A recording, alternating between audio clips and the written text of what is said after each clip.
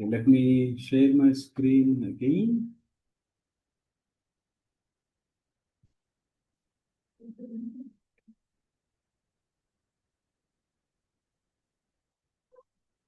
Hi, sir. Good evening.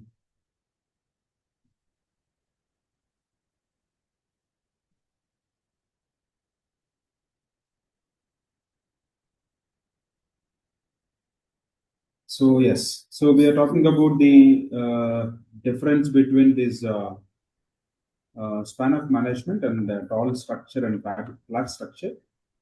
So we cover the up to 3 points. So when you say tall structure, where there is a chance of to happen less mistakes because the control is high, even the number of people they handle is lesser.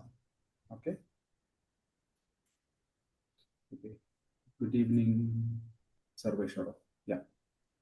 So when you talk about the flat structure, so where the number of people are more, the supervision might not be such a level. So there is a chance of mistakes.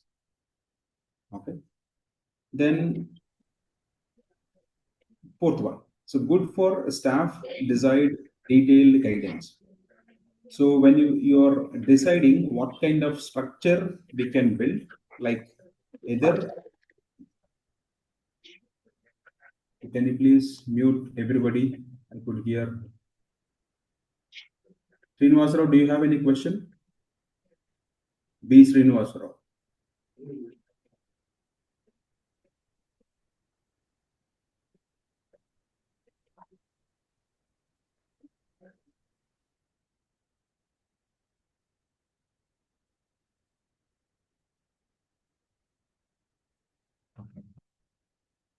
I request everybody please be in mute until unless you are not having any questions. If you have a question, you can stop me anytime between the lecture. I'm happy to answer. Otherwise, please be in mute. So the tall structure is good for staff desiring a detailed guidance in the sense where the employees needs very detailed guidance. Like if you take an engineering trainee, he is very new to the factory atmosphere. So where he need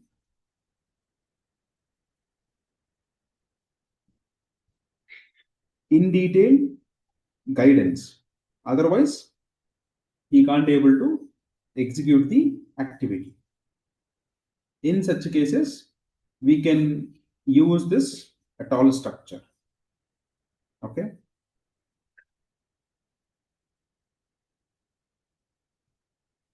Then other one in flat structure, where a good for staff requiring independence and challenge and responsibility. So in the sense here, the flat structure can be implemented for the people who are already familiar with their roles and responsibilities, where the people can independently perform the activities and where they try to take the challenges or where they can accept the challenges and the responsibilities. So tall structure always suitable for freshers or trainees where they always look for a supervisor guidance.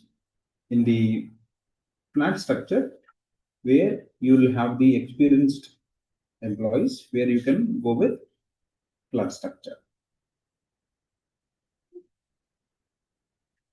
Distorted and delayed in communication. So because a number of levels are more, the levels like from first level to second level, the information will come. From level 2 to level 3, again, it has to pass the information. Again, 3 to 4 and following.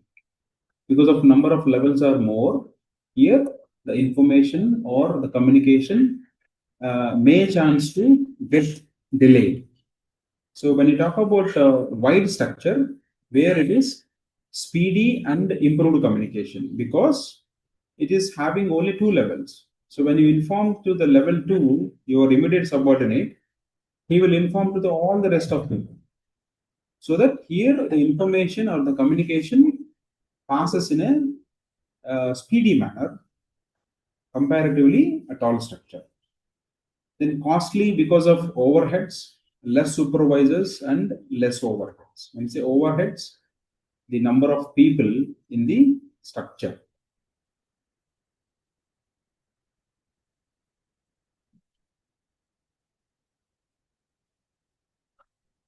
Okay.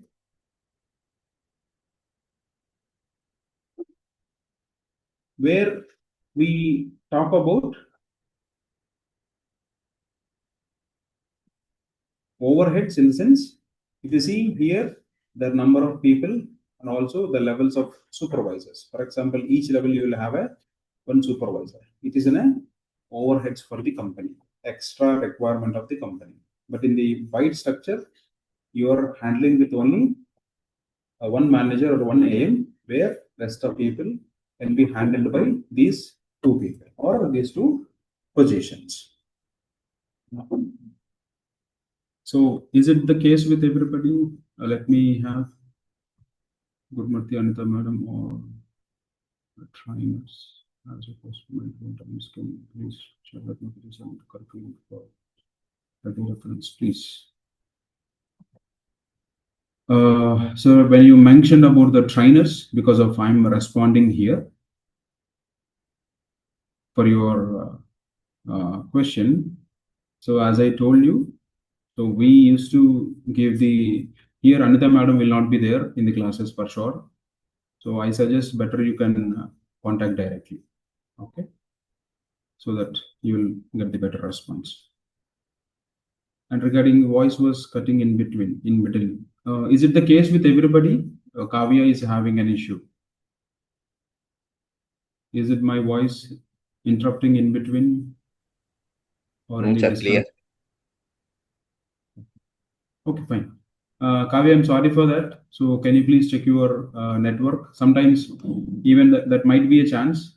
Any network up and downs, it happens. I'm sorry for that because it is not in my control. Okay, try to check your network also once, or you can rejoin. Okay. Excuse me sir Yes. Sir ये दोनों structure जो आप बता रहे हैं sir, tall and flat structure, इसमें better फिर कौन ऑर्गेनाइजेशन के लिए कौन सा बेटर है दोनों में? Flat structure is better than tall structure sir? So as I mentioned in the 4th point, good for staff desiring detailed guidance. So the organizations, they may adopt these two structures also.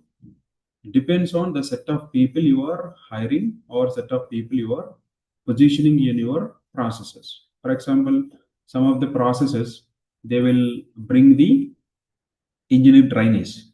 So there they immediately use the tall structure where they need a detailed guidance. They will just simply assign two trainees to the each supervisor or an existing mission operator.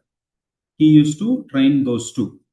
A later point of time, once they trained well, then they may move to the wide structure. So all these trainees are assigned to one supervisor where he will handle a 10 or 15 people or 5 or 6 people. It is not that, okay, either I choose only flat structure or tall structure. There is a mix of these structures will be used in the industries, right? So you never always take all experienced people, and also you will not take always a fresher where you need to train from the scratch. So the managements or the organizations follow a mix of these two. Okay. Thank you. Hope I have answered your question. Okay, great. Let me go back to the presentation again. Then we are talking about the overheads. Yes, as I said, because of in the tall structure, the number of people are more. So where the number of levels are high, so where you will have it is a costly affair. But in the other side, the levels are less, where the less supervisors or less managers. So automatically you will have less overheads, in the sense less expenses. Then slow decision making, because they have to go through all the levels where it has happened and where they can take the faster decisions, because the communication flows in a speedy than tall structure. Then greater distance between top to bottom. So as I mentioned, so if I assume the last cell or an employee is a bottom, if I take the top management, there is a greater distance, like 1, 2, 3, 4 levels are there. So when you see in a flat structure or a wide structure, where the distance is very less, because in the one level only between, so they can directly approach the management. Okay. Then less pressure on managers, high pressure on managers. Because of less pressure, because they handle only a few set of people, definitely they train them well, they will manage those two candidates well, so they will not have any pressure. So here the pressure is more, because the number of people are high in the flat structure, where they will use to face the many issues, so that they will get a pressure. Then less opportunity for development of subordinates and more such opportunities. So here also you will have the opportunity, but the levels are high. So from each level you have to go. And also either out of these two, one can get this, but here the number of levels is higher, where you will have a less chance. But here in the flat structure, so once you go to the next level, it is you will get to a managerial level or go to the higher positions. And less competent subordinates can be employed. So whenever you are trying to set up a tall structure, where you take the less competent, in the sense who is not having any knowledge, or I can say the people who have less number of years of experience. So they're not having a full understanding about your processes, or they are not having the uh, the process specific experience, like what kind of process you are handling. They are not having that process experience. They can be hired here, because you'll have a tall structure where you can train them. Then the wide structure, where the competent and also willing subordinates are required. Okay, here you will take the experienced people to perform the activity. It's completely an opposite. Okay, fine. Then we jump into another topic, which is delegation and decentralization of authority. So when we talk about delegation of authority, it basically assigning of work to others and giving them authority to do it. So as I given an example, you are giving a portion of authority, or you are giving a set of activity, or your manager, safety manager, given you signing activity on the work permits. That day he's going for any other meetings, or any meeting with the PCP or any authority. So he told you to sign on the permits. He will give a authority for that specific day. That is nothing but delegation. So basically, giving or assigning an activity or a work and giving them to perform to do it. So then he will say that, okay, today alone, so you'll be signing on the permits behalf of me, because he is going for somewhere. Okay. So when you talk about the characteristics of this decentralization of or delegation of authority, so it's basically a supervisor grants some authority to subordinate who must act within the limit prescribed.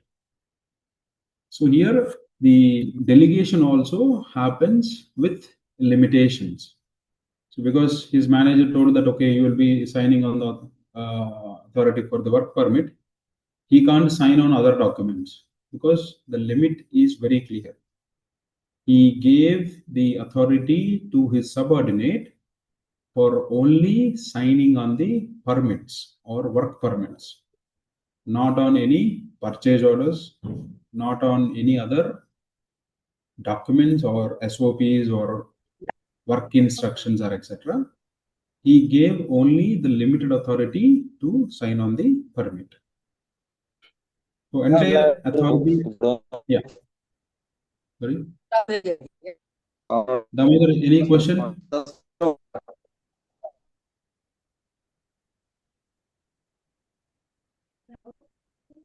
Okay.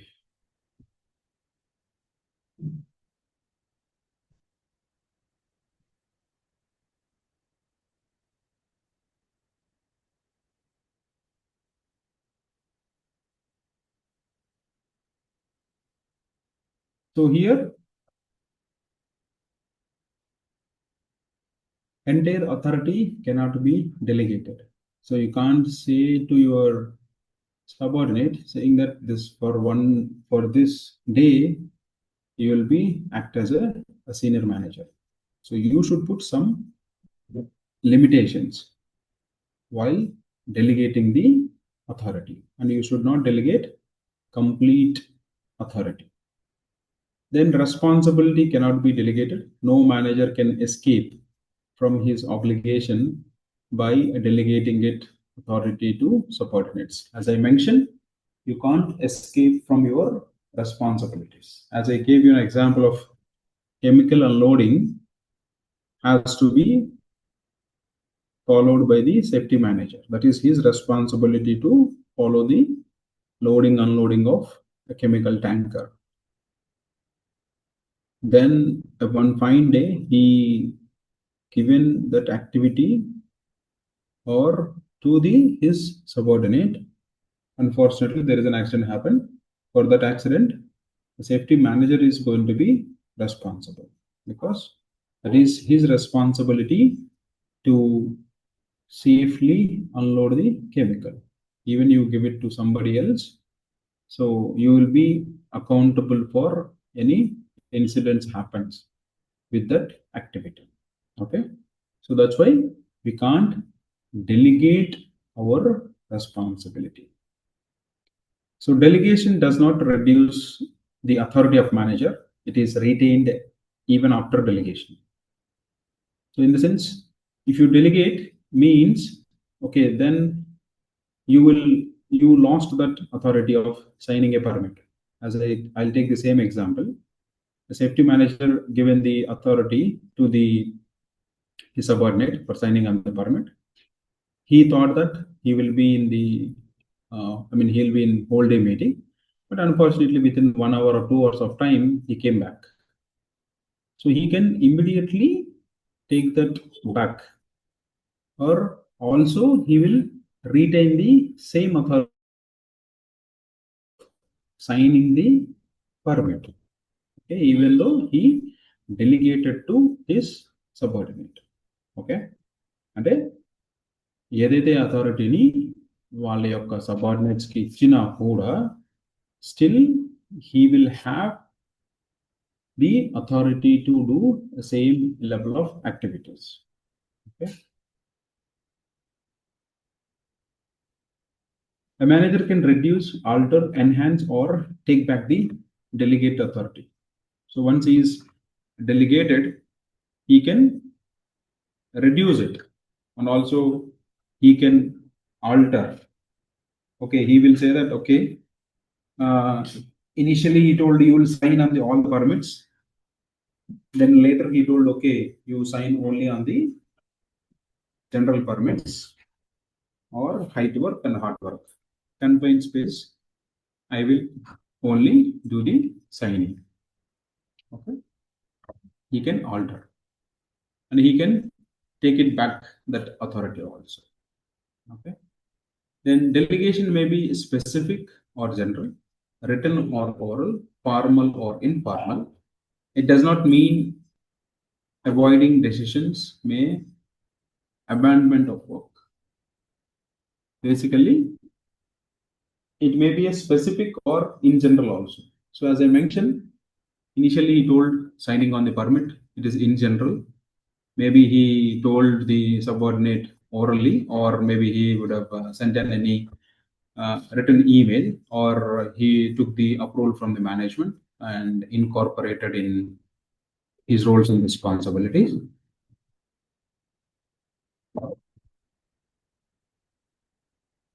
So it means it will not take the avoiding of decisions of the work. Ultimately, who is delegating the authority, he can take the decisions. Okay, that is about delegation. Now we'll see the importance of delegation. So why we have to delegate? You know, what is the purpose of it? So when you talk about delegation, like human capacity is limited. Definitely yes. So we can't do every job which the management assign. Nowadays, the management's also assigning multiple tasks to a single person in part of cost cutting. So it is not always possible to give the best, okay, on the all the activities. So basically, when you talk about capacity wise, it is limited. So by delegation, a manager can distribute his workload to others and he can concentrate on more important policy matters, as I given initial example while starting today's topic. So a manager can delegate a low priority activities or low importance activities or low important activities to his subordinates. Okay, then he can concentrate on high payoff activities, in the sense like with respect to policies, procedures, emergency control measures, or he can talk about reviewing of hazards, okay, accident analysis, etc., etc. So it facilitates, it facilitates a quick decision because the authority to decide lies near the point of action. Subordinate can decide easily and quickly. So when the subordinate, where a person who always in the shop floor, so he'll have a more awareness on the site level activities. Maybe he's not having idea on ISO documentation, but at the operational level, he will have a full and full knowledge where he can take the decisions faster. Okay. So once you give an authority to your subordinate, from then and there, he will solve the issue. And it enables to obtain a specialized knowledge and expertise of subordinates. So basically, we are not sure or we are unaware what kind of skill is having on your or with your subordinates. So when you are delegating the authority, so it basically enables the hidden talent of your subordinates. Okay. And it improves job satisfaction, motivation, and morale of subordinates. And it satisfies their needs of recognition, responsibility, and freedom. And it prepares a second line of command, which always useful. So basically, when you are getting an additional activity where a manager is giving you an opportunity to learn, where the subordinates feels satisfied and motivated, and also he will feel okay. The manager is recognized me, so that I am capable to handle the activity which he assigned to me. So he will morally and also satisfies. also his morale will increase, which means the confidence levels will increase in the subordinates. And the fifth one, it increase interaction, understanding, and healthy relationship with subordinates, and it binds a group member together. So basically, when your authority is delegated, sorry, it increases the interaction, because always he used to talk to the manager. So on the activities he delegated to him, then he will ask so many questions, or they'll be discussing. So what should be done or what should not be done, or how it should be executed, what are the things to be keep in mind while you are executing that activity or performing activity like that. So many interactions happens between the manager and the subordinates. Okay. And also the understanding and healthy relationship with the subordinates. So they will understand the manager and the subordinate, they'll have the same understanding, and the expectations also very clear between both of them. Okay.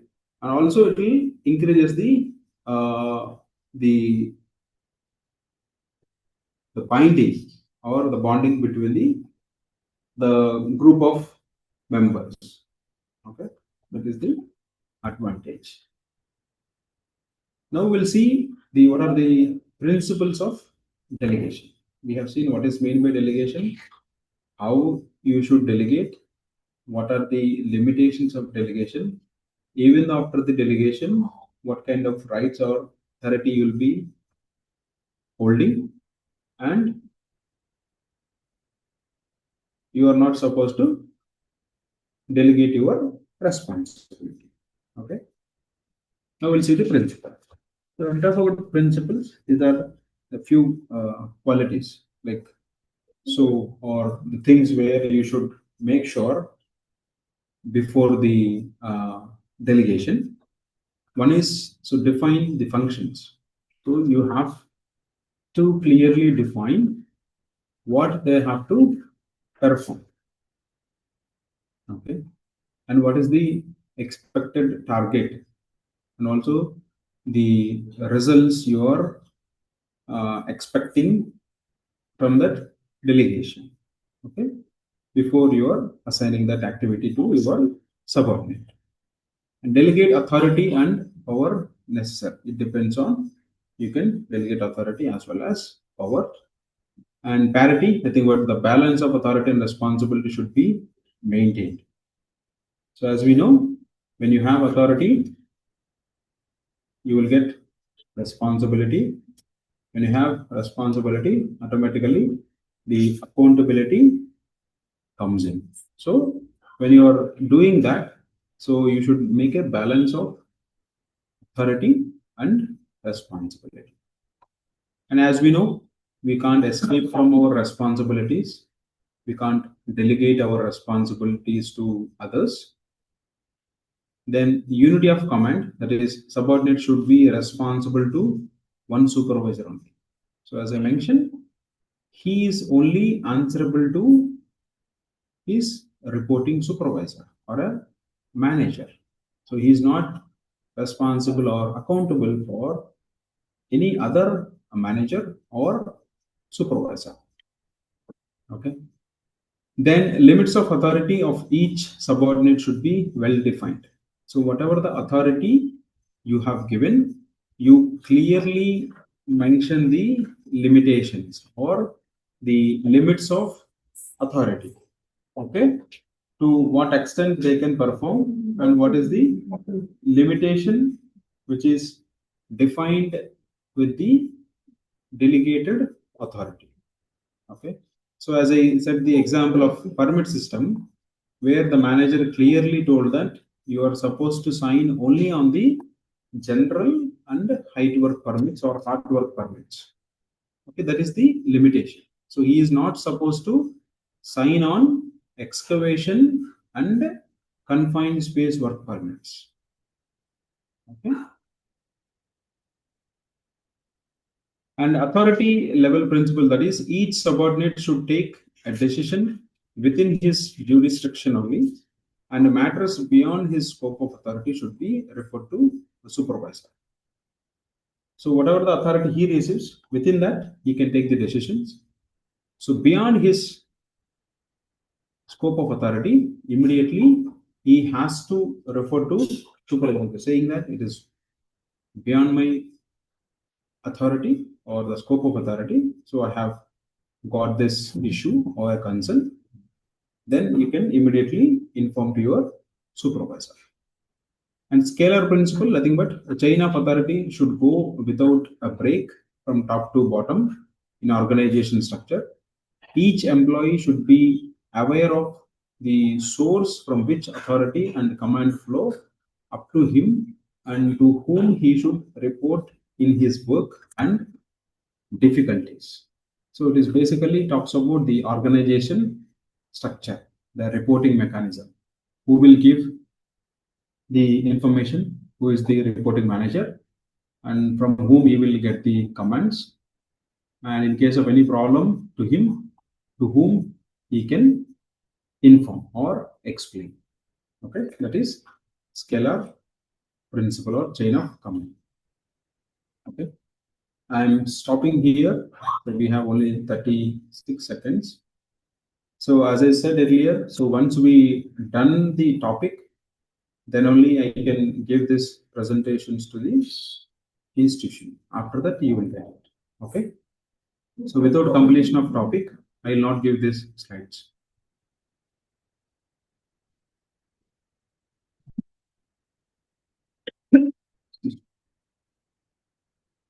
Any questions? Sir, how many marks could cover in this